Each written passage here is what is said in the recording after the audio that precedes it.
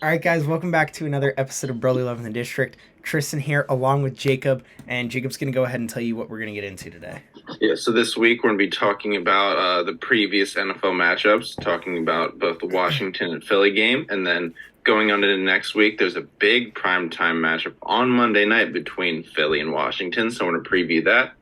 Going on into hockey, since we last talked, both of our teams have played a few games and have lost some quite difficult games, so we'll talk about that. And finally, the World Series has come to an end, so we're going to give our thoughts on that, and then give our thoughts on the awards that are currently being given out. So let's get right into it. So, yeah, starting off with football, I don't think we need to touch too much on the Eagles game we talked about in the last episode. They played last Thursday, so that we usually record on Fridays, so that was one where it was kind of odd. So, we don't really need to touch on that one. We can touch on it a little bit, but if you guys want to hear like our full analysis of it, you guys can go to our last episode, and we talk about that. But I mean, overall, I'll substitute it with this instead. So I believe, I don't know how firm you are in this belief, but I know a lot of people, especially coming up to me lately, have been chirping me saying that, the Eagles are a repeat of the 12-0 Steelers, or 11-0 Steelers, excuse me. And they ended up finishing off that season 12-4. And I just wanted to I guess there's kind of there's a difference between what I feel like the Steelers did. The Steelers, I feel like they were only winning close games that they should have been dominating in. The Eagles, I wouldn't say that they are yet a legit team. And I even talked about this a little bit in our predictions thing yesterday. The Eagles look right now like they would have a cakewalk to the NFC Championship, because all the other teams who look like they should be giving a fight in, you're looking, oh, I don't want expanded. You're looking at teams like Tampa Bay, LA, San Fran, these Green Bay. These are all teams that looked like they should be a troublesome for the Eagles going on their way to the NFC Championship. And none of them are good. I think the Eagles, while yes, there are probably three teams who have a chance to possibly dethrone the Eagles in the playoffs. Dallas, Seahawks, and the Giants. Vikings. Oh yeah, four. Excuse me, the Vikings. Well, and the Giants also, that could be a shout, because NFC East especially is very fluky in the games. I think so. I think the Giants are even, despite the record, I think the Giants are more of a fraudulent team than the Eagles are. I mean, the Giants,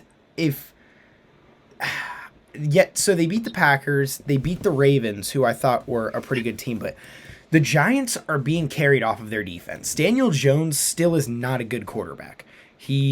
They're basically running everything off of Saquon. Saquon has 780 rushing yards.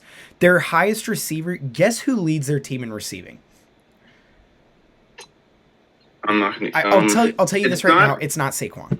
It is a receiver. It's not Kadarius Toney. He's not even on the team anymore. Yeah, he's gone. I'm trying to think of Giants wide receivers. It's not Kenny Golladay. Nope. Kenny Golladay has 2 receptions for 22 yards on the season. Who is it? Darius Slayton leads the team. Crap! I knew that I was forgetting somebody. I knew that. With a whopping 232 yards. The Giants are being carried by their defense. And yes, the saying is defense wins championships, but if they were to get to the playoffs, when you get a team with a experienced head coach, and I think this could also be the downfall for the Eagles, when you get to the playoffs and you play a team with an experienced coach, if they scheme up your defense, you're done. The Giants have no offensive production outside of Saquon Barkley. Saquon Barkley is their third highest in receiving. So the Giants, I feel, are more of a fluke than the Eagles, because their offense isn't great. Aside from Saquon, their defense is carrying them, and also they've been very fortunate injury-wise, because their starting 22 is good, but their depth is not. So they're very fortunate injury-wise. They are a couple injuries away from being screwed on the season. I mean, that's also with the Eagles. If James Bradbury or Darius Slay goes down, hopefully they don't, knock on wood, but if one of them goes down, the Eagles secondary is done. They have no top corners to back them up. They have no third corner. So, I mean, yes, that is.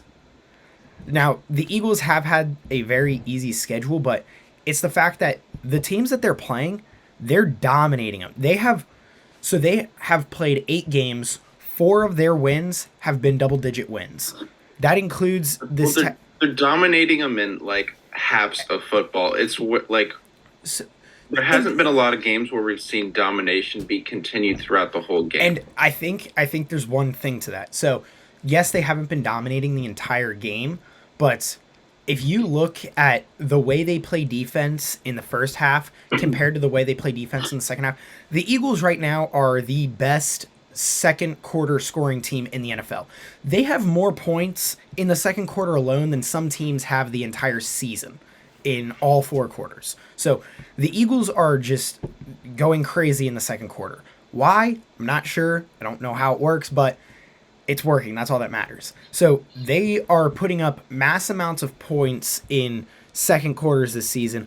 Against the Lions, they put up 24 points in the second quarter. Against the Vikings, they put up 17 in the second quarter, excuse me. Against the Commanders, they put up 24 in the second quarter.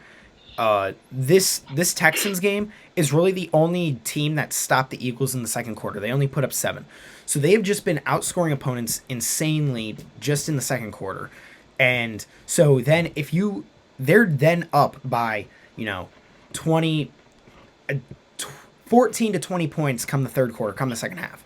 And if you watch, there's a difference between Jonathan Gannon playing as a defensive coordinator and the old defensive coordinator in Jim Schwartz. Jim Schwartz never took his foot off the gas when they had the lead. For example, when Jim Schwartz was the defensive coordinator and they won the Super Bowl with Nick Foles, they beat the Broncos. I want to say the final was like 51-7, something like that, something crazy like that.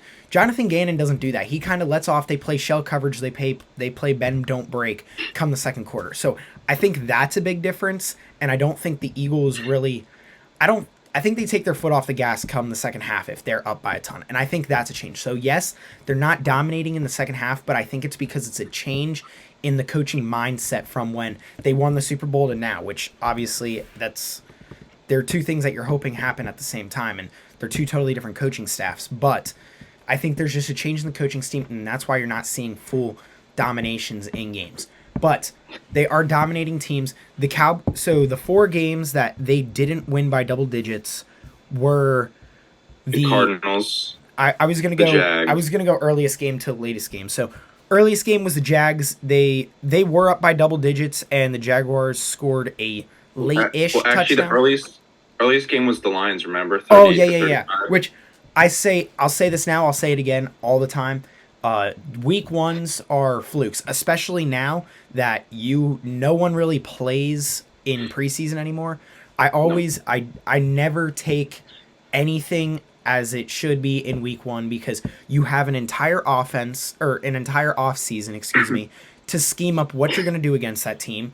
No one plays preseason anymore. Everyone's still trying to work the kinks out of their bodies and get back into the groove of football. So week 1s are a little fluky, and the Lions offense played amazing in that game. So that game I don't really count as much, but it is a single-digit win. Going to the next game, the Jaguars, they were up by double digits. The Jaguars scored a late game. And keep in mind, this is a game where the Eagles were down 14-0. They looked like they were down and out, but it was a rain game. It was a hard game. The Jaguars scored with about 8 minutes left, and then the Eagles just shut them down from there. They didn't have any. So that's an 8-point difference. Then the Cowboys, this was another game. They were totally dominant the entire game, and the Cowboys didn't look like they had any life of them. The Eagles were up 20-0 at some point, and the Eagles just shut down and let the Cowboys play their game. Cowboys came back. So again, a dominant performance where they just laid off and let the Cowboys play a little bit of offense. And then the Cardinals game, which this one is probably the closest thing to a non-dominant win that the Eagles have had all season. They only scored 7 in the second quarter. It was a close game the entire way. Yes, the Eagles went up 14 to nothing for a little bit, but the Cardinals came back. Their defense played well. That is the closest. The Cardinals is the closest game to a telling of what potentially could be wrong with the Eagles, in my opinion. But I yes, the Eagles are 8-0. Yes, their schedule hasn't been the strongest. I think they've beat two teams. From what I'm looking at now, they've beat two teams with a winning record. Because I don't. Yeah, the Cardinals don't have a winning record right now. So they beat the Vikings and the Cowboys, who are the only two teams with winning records right now. So yes, you can look at it at record, but if you look at it, if you actually dive deep into the games and what has happened in the games, I think the Eagles are much stronger of a team than people look at. And since no one's going to do that, I think there's just a little bit of, I don't want to say hate because obviously the Eagles are a good team. Jalen Hurts is having an MVP season, but I think there's a little bit of misunderstanding going on is probably the best way to put it. Yes, the Eagles are 8-0. Yes, their schedule isn't strong, but the way that they've won in these games, they've put on shows, especially against the Vikings. The Vikings are 7-1, and they beat them 24-7. You understand that they're 7-1, but I'm gonna stay on this topic. But we saw in the Commanders game that they're not exactly the most impressive 7-1 team, and considering how bad the NFC is this year, outside of the NFC East, surprisingly. So I think that tells a lot. But Can I just say one more thing on the Vikings? Yeah, real quick before the Vikings, their wins have they have a 4-point win against the Lions, a 3-point win against the Saints, which they almost went into overtime with. Yeah. A 7-point win over the Bears, 8-point win over the Dolphins and the Cardinals, and then a 3-point win over the Commanders. So if we're going off of this whole fake thing, again, Minnesota isn't doing what the Eagles are doing. The Eagles are dominating these teams. Minnesota's barely scratching out those wins. Yeah, I'd say you're dominating in certain halves of football, but my problem is I want to see them do it throughout an entire game. I understand that sometimes you really don't have to, but when it comes down to it, I'd say your biggest tests so far that are going to come, I think the Titans, because we saw this with Titans the Chiefs. You're very similar to I'd say you're kind of similar to the Chiefs offense in that it's very explosive. You have a quarterback who can move, gets outside of the pocket, but the Titans, I think, kind of found a way to beat teams like the Chiefs and you guys, because I think you struggle against running-based offenses. I think we saw the Texans had success with running. I'm surprised that the Vikings didn't try and run more, but credit to your defense. They stepped up, but we've still seen that you guys have struggled with running. Even in the Cardinals game, they didn't have a lot of carries, but they averaged a lot of yards in those carries. So I think they could be a problem. I think the Giants could, just because it's a division matchup. Yeah, division matchups are always hard. So I think the Giants could be rough, and the Cowboys. And then the Cowboys, because Dak's back, and then they obviously found a new run game in Tony Pollard. But back to the thing of the Eagles possibly being overhyped. I understand that you're not going to face the real test. I'd say the Seahawks, I'd say outside of you guys, are probably the number one test in the NFC, considering they have experienced coaching. They seem to have a motivated quarterback in Geno Smith, who's having a comeback player of the year season. They have a really good young running back, and their defense seems to be stepping up when they need. So I think that's why people they won't face until the playoffs if they do. No. So I think that's why people worry about the Eagles. But at the end of the day, you just have to beat the people on your front of you. Exactly. Yeah, and I understand that. But going on what you said to the Giants, I understand that their team, they have a good defense, but they seem to have a one-dimensional offense. But we've seen teams like that when the 2010 Jets, who had one of the best, I'd say the best defense of the decade in the 2010s, they were 1 yard away from going to a Super Bowl. In 2010, they were literally a yard away from going to the Super Bowl and beating the Steelers. So, and they had a very similar team. I've actually pulled up their stats. Obviously, Mark Sanchez was the quarterback, and he only had 3,200 yards that season with 17 touchdowns, 13 interceptions. Daniel Jones can do that. The running backs, Daniel Jones Ladainian, is on track for 2,600 yards right now. yeah, but going into this, Ladainian Tomlinson only had 900 yards for 6 touchdowns. Saquon is going to do more than that, but it's very similar to this team, I'd say. They have a good defense. Their offense is just meant to be in there, not to screw things up. And we actually saw with the Bucks and the Ravens, they won Super Bowls with Brad Johnson and Trent Dilfer in quarterback respectively. So understand that I'd say they're a little bit. I wouldn't say they're fraudulent because I think they're properly rated at this moment, but I do think it's possible for a team that's built like that to make a run. I mean, I could see what you're saying there. I also believe that this is a different type of age in the way defense is played. So, I mean, there are arguments both way, but the last thing I want to say on this is just to finish off my little rant about the Eagles being overhyped, quote unquote, is one, you can only play in front of your who is on your Yeah. schedule. So, I mean, yes, Eagles benefited from that and they're taking advantage because guess what? The other team, Cowboys, Giants, and the Commanders all have the same exact schedule for the most part. For the most part, Yeah, for the most part. aside from 3 games, that they have the same exact schedule, and all of them have losses. So you Yeah. can only play who's on your schedule, and the Eagles are taking advantage of it. And secondly, it's hard to win in this league no matter who you play. Even the worst team in the league can win a game, and that's where you get the saying any given Sunday. So those are just the last things I want to put out there.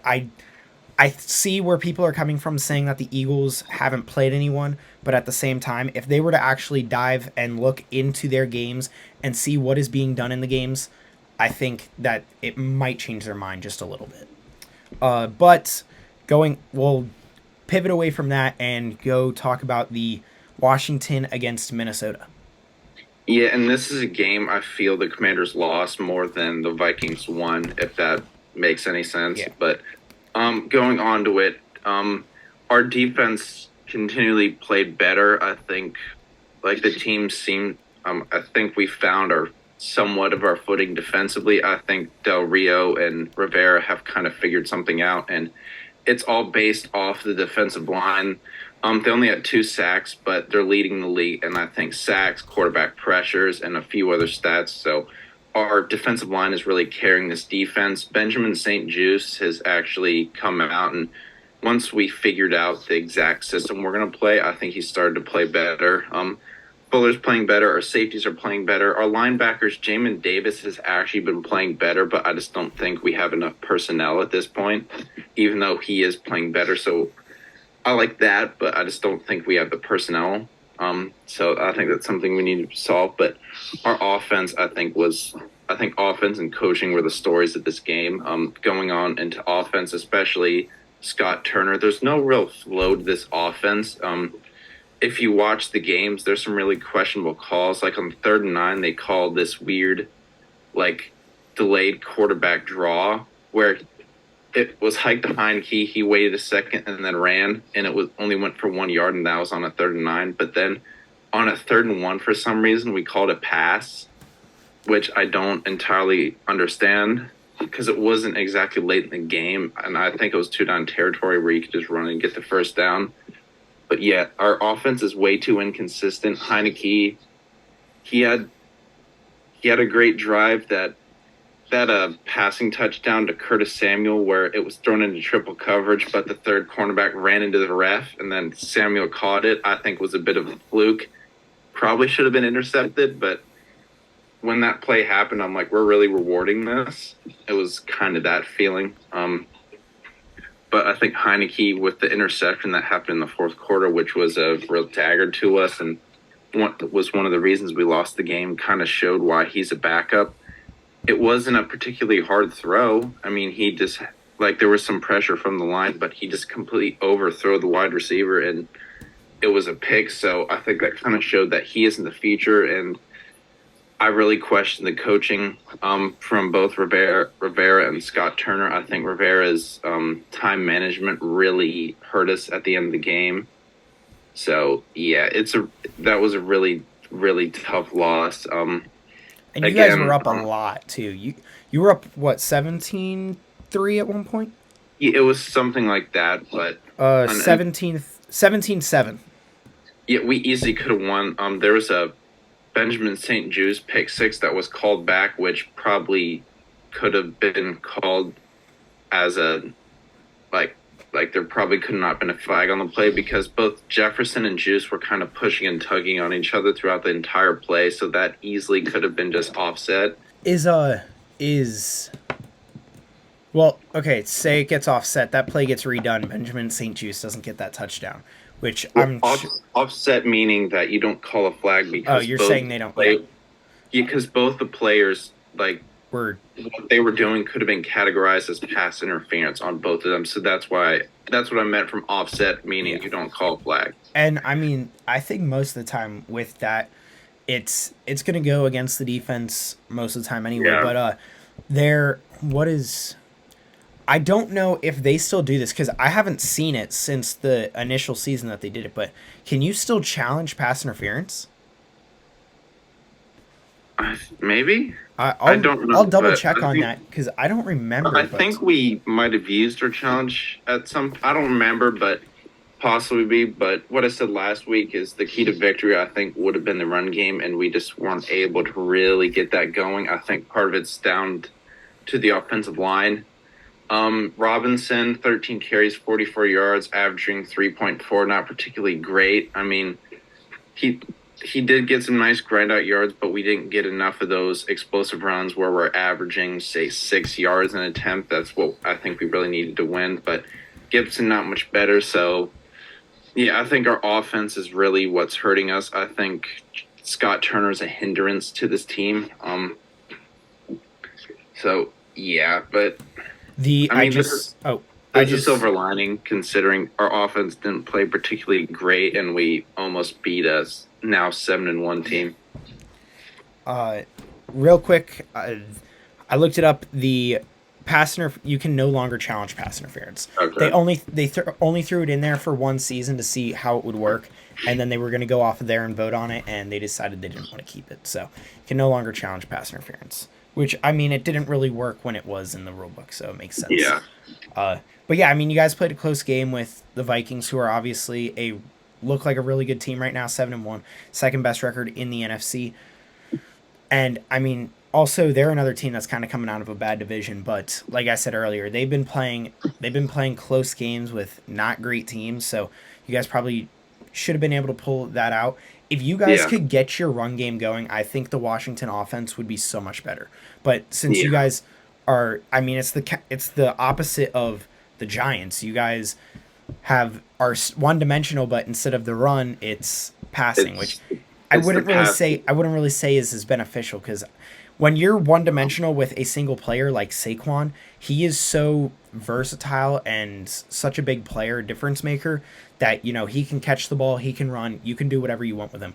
When you only have the pass to, you know, wide receivers, and also Brian Robinson isn't a pass catching back. You bring in Antonio Gibson. No, but we have Gibson and McKissick for that. Yeah, but that tells the defense what you're going to run. So there's weaknesses and strengths in both, and so the fact that you can't really get the run game going, I think, is really hurting the offense. But Jahan Dotson should be coming back relatively soon. Yeah, that's great. But I know there was talks about him possibly being back this week. Yeah, he should be back this week, but I just still think that Scott Turner's a hindrance to this offense. Again, there's no flow. When you see our really good drives, it still feels a little sporadic. It doesn't feel like there's any real flow or a plan for the offense. It just seems like they're calling random plays, and a lot of them don't make sense when they're calling them. Again, why are you calling a quarterback sneak or a quarterback draw on 3rd and 9 for some reason? I do not understand that. You need to throw that play away. And going back to when Carson Wentz was playing, on the 3-yard line, they called a read option for Carson Wentz. On what planet is that a good idea? So I think Scott Turner needs to go. I still think Rivera probably needs to go, but I think the silver lining of this team is that dark cloud over the team, aka Dan Snyder, I think is going to be cleared up soon, because Benjamin St. Juice is actually the first player to come out and say that he feels like Snyder is a dark cloud over the team that no matter what, it feels like they're always taking a step back. And that's really great for the fans because that's something I think we've really felt for years now. And he's the first player to say it. Uh, and other than that, I mean, you guys had a close game, and with Jahan Dotson back, that's going to be a big piece back for you guys. Is there anything else from that previous week that you have, and or do you want to go ahead and talk about this week? Because this is a big week, like you said. Yeah, let's talk about this week. So, Washington coming to Philadelphia, looking to break the undefeated streak. And I had someone point out to me earlier that we did beat the Steelers in their Steelers in their 11, Pittsburgh. In Pittsburgh in their 11-0 season. Now, like I said earlier, I think the Eagles are a different team than that 11-0 team, but or I think that Steelers team is different than this Eagles team. But again, this is a division game, so I think this is going to be hard no matter what. Happen. Now, you said in our predictions game video that you think that Taylor Heineke is going to throw at least one pick. I would agree there. I think the defense is going to play a huge factor in this game because they got to pass the ball a lot. They're not going to be able to run. There's a big piece of it is if Jordan Davis is going to be playing. Jordan Davis, first round pick, 300-pound, 350-pound man clogging up the middle. I think that's one reason that Dameon Pierce had a big game on Thursday was because there was no big clog in the middle like there usually is. And I think you don't really have any good second-level linebackers that are really good at the run defense. There was also a weakness in the safeties. They weren't really stepping up trying to make tackles. They were looking kind of timid. So there was definitely some tackling needs that need to be filled there, and they need to work on that for this week. But overall, looking at it, the Eagles on paper have a huge advantage. They are at home, so Philly's going to be rocking. They're undefeated. They have been playing amazing, and on top of that, you don't have your quarterback, and the Eagles are coming off a mini bye week. So I don't remember how they did last season after the bye, but this season they won after their bye. Then they have their mini bye.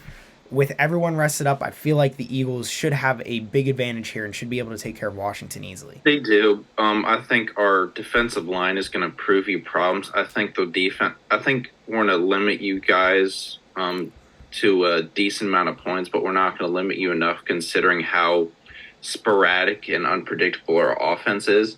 If we were able to get the run game going, then I think this would be a lot closer game because we saw in the past that I think kind of the track record to beat you is to really use the run game heavy and to limit those turnovers, but I just don't think we have the offensive line to do that. Yeah. I think Robinson could have a decent game come down to Heineke. He's going to have to pass a lot, and we saw last week that he's not the best passer.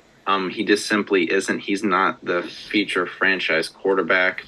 But I do think we could come in like a little invigorated, possibly shock you in certain ways, because I think with this whole Dan Snyder news, I think the team's kind of feeling like re-energized. It's like a feeling that, okay, we know that this thing that's looming over our heads is kind of going to be taken away. So I think that's going to be a big factor. But when it comes down to it, I just don't think we have the run game, and I just don't think our defense is going to play good against you guys, but it's not going to be good enough considering how bad our offense is. The offensive line needs to have a better game than they did last time they played. They gave up 9 sacks? Yeah, it was something like that. 8 or 9 sacks with Carson Wentz in the backfield, so they need to figure that out. And especially with Taylor Heineke, though, I feel like he has just a little bit, he has a little bit more scramble mobility than Carson Wentz, but they need to figure that out. And if you're and on top of that, Javon Hargrave's starting to find his groove. If they have their players are starting to find their groove now that they get later in the season. So the offensive line is going to have to play even better than they did last time, and they didn't play that great last time. So it's going to be a little rough for them. I think your defensive line could have a big game, especially if they watch last week and see the way Jerry Hughes played against our offensive tackles. Obviously, our Yeah. offensive tackles are two big lumbering guys. One's 6'8", the other one's 6'6". And Both of them Montez Sweat is a very very fast. fast. Exactly. That I think he's going to have a big So game. if your defensive ends can get their speed going with their bend, it's going to be rough for the offensive tackles. So it's going to be huge for them to work on that. But on the same token, it's going to be huge for Jordan Mailata to be. He needs to be in the film room and studying and seeing, hey, this is how I got beat last week. I need to make sure that I don't do that again this week. So it's going to be Yeah. interesting to see how that works. I I think your defensive line could have a decent game, but I'm really interested to see how quickly Jalen Hurts will be getting rid of the ball. He's definitely, as the season goes along, you see the way he has progressed as a quarterback. Obviously, a MVP candidate right now. So I think that's it's a totally different game than when we met in week 3. So Yeah. it's going to be an interesting game either way. I am excited to watch it. It's Monday night, so it's going to be a good game come Monday. Uh, is there anything else for you in the NFL? I don't think I have No. anything. We do talk more about the NFL in general on our predictions on YouTube if you guys want to go check those out. So that is YouTube at Brother Love in the District. Moving over to the NHL, we last talked on Friday 11/4, so it has been a week since then. Flyers have only played 3 games. They played against the Senators, the Blues, and the Blue Jackets. Not much. There's not much really to talk about here. The Flyers, they had a really complete game against the Senators as a whole. They only won 2-0. They played their former captain, Claude Giroux, and he scored the only goal that the Senators scored in that game. But the goal that he scored was a perfectly executed tic-tac-toe 3-on-2. There was really nothing the Flyers could have done on that play. No way any goalie in the league could have stopped it. So it was just a perfectly executed play. No really nothing to be angry about in that game, but they played really well offensively. There weren't a lot of goals scored, but it was a really complete game. Then they go and play Tuesday against a struggling Blues team who had lost 7 up to that point. Beat the Blues 5-1 in probably their most complete game of the season. And take them down, move them to an 8-game losing streak. And yesterday, fall to the 3-9 Blue Jackets 5-2. So yesterday, not exactly their greatest game, but I mean, this is hockey. You have to win some, you have to lose some. It's a division game. You're gonna have a couple of those games like that. Carter Hart's still playing out of his mind. I'm gonna pull up what he did yesterday, because I mean, Carter Hart right now is just one of the reasons that the Flyers have the record they do. They are 7-6-2, I believe. If I can pull up 7-4-2. I don't know where I got 6 from, but they're 7-4-2, 16 points, fifth in the division. They're not playing terrible, but the only reason that they have as many points as they do is because of Carter Hart. Yesterday was one of his weaker games. He only had an 889 save percentage in the game yesterday. 24 saves on 27 shots. But Carter Hart has been excellent this season. Felix Sandstrom got his first win in that Blues game. He put up a great game there. I think this team is outplaying their standards way more than they should be. And last week I said they looked like they were starting to come back down to earth, but I feel like there's a little bit of success looming in the air in Philadelphia. You know, there's that whole, we're not expected to do anything this season. Let's show them what we can do. And I mean, they started out similar to this last season, but I feel like there's just a little bit more positivity in the air in Philadelphia, if that makes sense. It doesn't seem as dark as it did in the past couple of seasons. I don't know if I really made sense there, but in my head, I kind of get what I'm saying. But Flyers they're not terrible, but they're not great. They're hovering around a midpoint, which I'm okay with. So, going over to the Capitals, 6-7-2. But like you said earlier, pre-show, You guys are missing about $40 million in Yeah, and injuries. so it's kind of hard to judge this team, but I'm going to.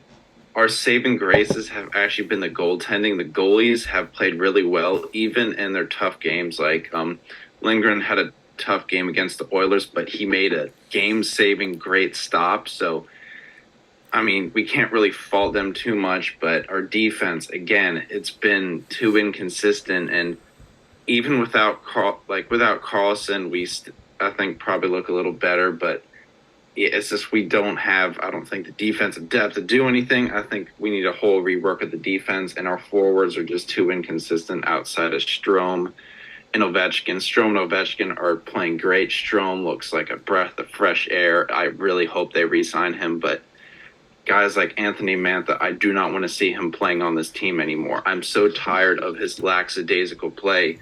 There was a play against the Oilers where he could have split the gap. Like it was a turnover. Could have been a 1-on-2 where he could have drawn penalty. Where if he just skated really hard and tried to split the gap between two defenders, but he didn't. He didn't. He just tried to wait for it to develop. So I'm getting tired of Mantha. I don't like his play. I just don't think like his style of play, like that lackadaisical crap. I mean, it can work, but if you're surrounded by really fast players, but we're not. But yeah, I want him gone. Evgeny Kuznetsov is way too inconsistent, so I don't want him here anymore. Again, he's another player that just seems like he plays way too lackadaisical. Nothing he really does impresses me, and I think a lot of Caps fans are reaching their wits' ends with him. So I want to see him gone. But again, it is hard to judge this team considering we have 40 million gone. But Sonny Milano, who is a younger guy, he looks like a breath of fresh air because he's young. He brings energy to the game. He brings speed. But yeah, I think there's trouble in this team, and I think Laviolette's going to be gone at the end of the season, and I think we're actually going to finally see a rework. I think we need to see a rework of the defense, and I think a lot of these forwards that are on these big, nasty contracts need to go, like Carl Hagelin and Evgeny Kuznetsov, to name a few. The only reason I know who Sonny Milano is the Zegras flip over the net. He was the receiving end of that little flip over the net. He scored that goal. That's the only reason I know who Sonny Milano is. But, I mean, he was a part of that Ducks team that looked like it had a really bright future. But I want to talk about the standings real quick because some shockers in the standings. The Flyers, yes, they're fifth in the division, but they're only 3 points from potentially being second in the division. So they're playing really well compared to the other teams. New Jersey, still in first place with 14 games played. They're 11-3 with 22 points. To give a comparison of how well New Jersey is playing right now, the top 3 teams in the league, Vegas, Boston, and New Jersey. That's a shocker in itself. Boston 12-2, Vegas 13-2, New Jersey 11-3. 26 points, 24 points, 22 points. They are playing out of their minds right now. It looks like New Jersey's finally grabbing onto their youth and taking it. I told you, Tristan. I've been a believer in the Devils since like 3 years ago. That's a lot. I thought they were going to do really good this year, and so far they proved me right. Jack Hughes is having a great game. He's got 14 points in 14 games, point per game player. So I still won't grab onto it yet. I've been saying this with the Flyers too, because the Flyers are playing better than they should be playing right now. So is like Seattle's up there, New York Islanders are up there, Detroit's doing decent, LA's up there. I won't start hooking onto this yet until it's like 25 games through. 25 games. Once you start getting like a third of the way through, then it's okay. I was listening to something else. They said once you get to Thanksgiving is when you can start really judging if a team's going to be good. And then once you get to Christmas is really when you're like, all right, this is what's going to happen. But he said a stat that 80% of the teams who are in playoff position when you get to Thanksgiving are going to make the playoffs. So there's a little bit of statistics there for you, but it still is really early. So I'm not quite hooked on the Devils yet, but they do look really good really early. So I will give you that. I wonder what their goal differential. They're plus 15 on their goal differential, so they're doing pretty good. But New Jersey in first place, Carolina in second place, no surprise there, 9-4-1, 19 points. The Islanders in third place, bit of a surprise there, 9-6-0, 18 points. The Rangers fourth, 7-5-3, 17 points, and the Flyers 7-4-2 with 16 points, with a game to 2 games in hand on the 4 teams above them. So they have a little bit of leeway right now. Points percentage, though. Oh, and then to round out the bottom 3, Washington 6-7-2 with 14 points through 15. 5-6-2 for the Penguins through 13, 12 points, and Columbus 4-9 with 8 points through 13 games of play. Columbus really struggling this season. They came out with a big win yesterday over the Flyers, but like I said, Flyers have a game in hand on the first 2 teams and 2 games in hand on the third and fourth place team, and they're within 3 points of all those teams. Well, not New Jersey, but they're within 3 points of all those teams. They're playing better than they should be right now, and it looks like they still have it. Like I said, it's still early, but they're not out of it entirely. So I mean, they're not playing terribly. I wanted to look at their points percentage, which it's not up here for right now. I'm gonna pull up NHL, but the points percentage is where you kind of get a better understanding of where teams are because of so the Flyers have the third best points percentage in the division because of the change in games. So they're hovering right around where you want them to be. They're not playing terribly, but like I said, it's early. Looks like I don't want to, get rid of them before they actually have a chance. But it looks like the Caps and the Penguins might have finally got caught by Father Time. You're seeing all your injuries come through. Yeah, maybe. Yeah, I think Ovi, knock on wood, he's ageless. He's ageless, knock on wood again. But yeah, I think we're going to see a major rework of this team in the off season. I think we should bring in a new coach. I do not want to see Peter Laviolette back. I'm tired of his defensive systems. It just seems like, we have they're trying to score points and that's great, but I just want solid defensively back. I'd much rather have an Adam Fox defenseman than I would a high scorer like Carlson. Yeah.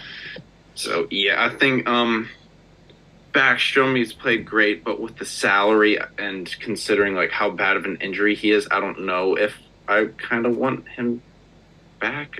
I know that's difficult to say, but I think I'm going to want the salary. But if we're looking at this, I'm going to pull up the Caps injured list and just read off the amount of money they're making. I don't know if we have time for that. I was saying there's we got time. Such a long list. Oshie, he's making 4 or 5 million. Carl Hagelin's almost making 3. Backstrom, he's playing high. Connor Brown, he tore his ACL, so he's out for a while. He's making 3 or 4. Wilson, he's obviously recovering from. It's an ACL, or I think it's an ACL. So yeah, that's a lot of. Almost 40 million gone, and a lot of those guys I kind of want gone. And going into the active players who I want gone, Eller, Orlov, I think can stay, but the rest of the defense, Van Riemsdyk, I don't want him. Faravari, I'm kind of over him. I know that sounds weird, but yeah, Eller, Mantha, Kuznetsov. Yeah, so just this is going to be. I think if we don't change anything major, I think there's going to be a difficult road ahead for us outside of obviously Ovechkin playing out of his mind and Strome looking like a revelation. I told you, 3 years of mediocrity. Have you guys made it past the second round with Laviolette? No. Have you guys made it past the first round with Laviolette? No. I didn't think so. I know you haven't made the playoffs though, so. And I know we've won a cup in my lifetime. Can you say that, Tristan? We have a Lombardi trophy in my lifetime. Can you say that? We have a World Series, and I remember it, and I was a baseball fan when it happened. I have a World Series in my lifetime too, so. But you weren't. You barely knew what was happening back then. Yeah, I was 6 when that happened. So. Yep. Uh, And I barely knew what was happening because I saw them on opening day against the Nationals. I don't realize they were defending champions, but I got into my baseball. dad was at that game. Yeah, I just remember Adam Dunn hit a home run, and I just remember he became one of my favorite players. But and I like when I truly got into baseball was the World Series where they lost.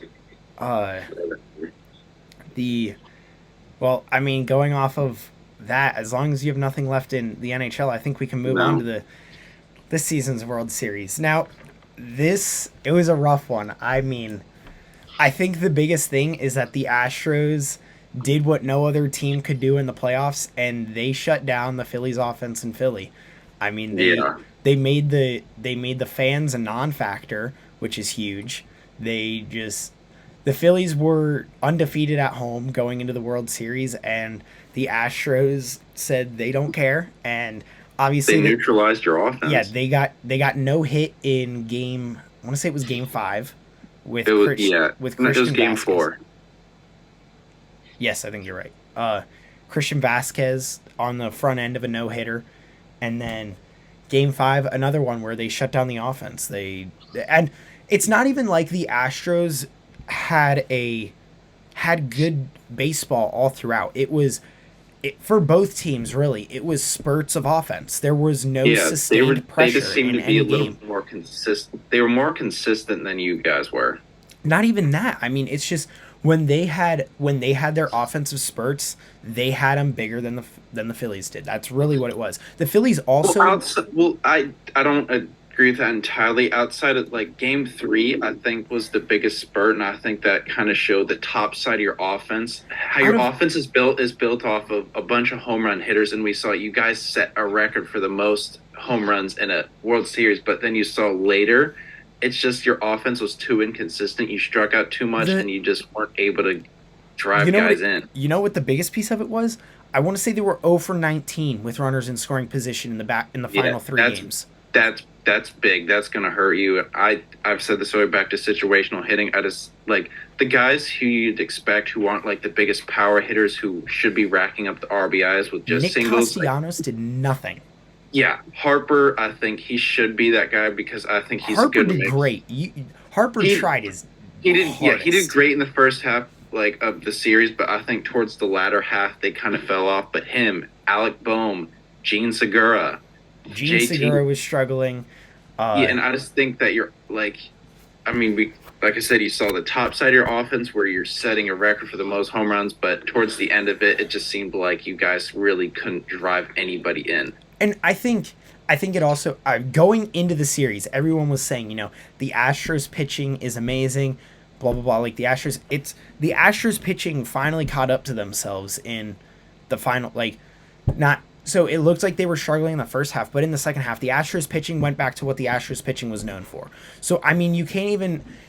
Yes, you can say it was the Phillies hitting, but I wouldn't say it was as much of a lack of skill in the Phillies offense as I would say it was just an over it was overmatched for the Phillies offense, if that makes sense. Like the Astros pitching was far better than the Phillies hitting, and the Phillies pitching was nowhere near the skill level that the Astros had, and they just couldn't shut down the Astros offense. And like I said earlier, the Astros everything was sporadic. The Astros only scored in a total of 54 innings. They only scored on 9 of them in all of those games. They only scored in 9 innings. So they didn't have consistent hitting. There was no consistent offense for either team. There was no steady offense. There was no steady pressure. It was just straight, we're going to come out in a single inning, just explode, and then the pitching's not going to let you do anything else for the rest of the game, which you Yeah, saw in game 6 where the Phillies lost. They came out, they hit that 3-run home run in, I want to say it was the 5th inning or the 6th inning, and then the pitching just shut the offense out for the rest of the game.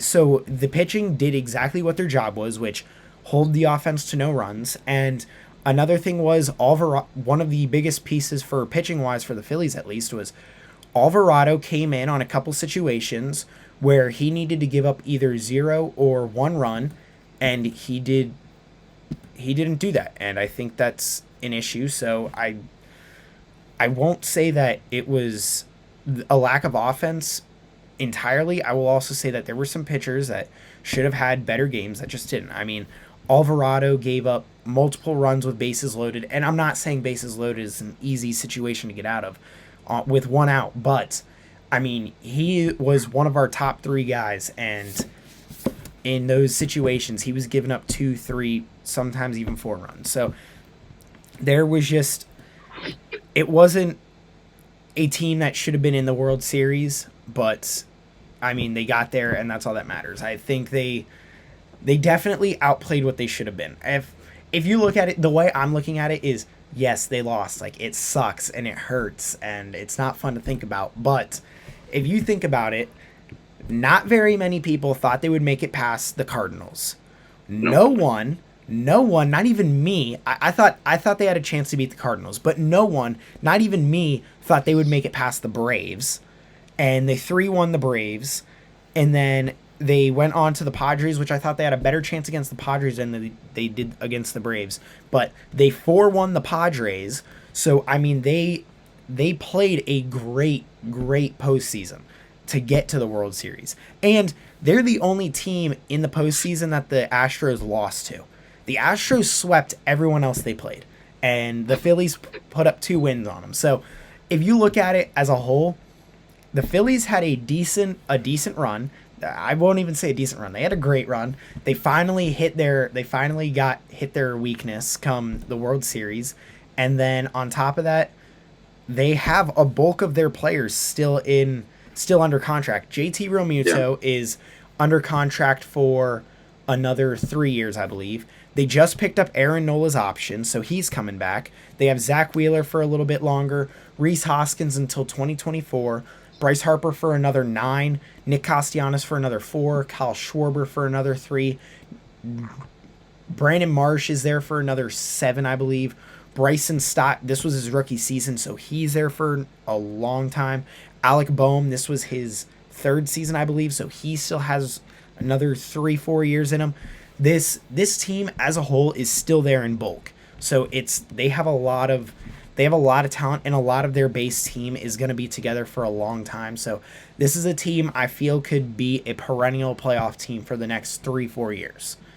Yeah. And all jokes aside, it's definitely an encouraging sight. You know what you need to address. Pitching. You need a better pitching staff, and you need probably a more like consistent hitters. Like, you have like these home run guys, but you still need more consistent hitters. But I think part of that's going to come from, I think you're going to see development from Alec Boehm, and I think that's going to be a big part, because he's not going to be somebody who's going to be like Schwarber, where he's hitting 213, but he has like 1,000 OPS and all his hits are home runs. He's not going to be that guy, but I think you're going to want to more from Castellanos. I think he's one of the big reasons for your downfall, but you also have Brandon Marsh, who's young. Yeah. I mean, we saw before the World Series how helpful he can be. So it's very encouraging for this team. You know what else impressed me was Nick Castellanos, who not at all was brought on for his defense. He was barely going to be playing defense. They were going to rotate Harper, Schwarber, and Castellanos in the outfield. He was considered like a liability on defense. He was not brought in for defensive ability at all, and he had 3 diving catches that were game-saving catches at that. So he had great plays. And then on top of that, you have and going to the situational hitting. I don't entirely think their situational hitting is terrible. Bryson Stott is really good at using the entire field. Alec Boehm hit 400 in the month of July. Gene Segura was known to be a contact hitter. Those 3, they just didn't have it in them. I think their situational hitting is decent. Bryce Harper is a top player in extra base hits every single season. He's drifted away from only hitting home runs to really focusing on just trying to get the bat on the ball. He's starting to use the whole field a little bit more. Not much, but a little bit more. Yeah. And considering the shift's going to be gone next year, that's going to be a big help. So, I mean, there's the situational hitting. It's probably a little bit of an issue, but it's not entirely an issue. Brandon Marsh is another guy who's going to be good at situational hitting and using the entire field. So and Well, going on into Harper, he only hit like 200 in the World Series. I think it's something like that. But Yeah, I after think hitting all like that, 419 before that yeah, I in think all the that came. series I think before that. he should be one of your big guys. JT, we didn't.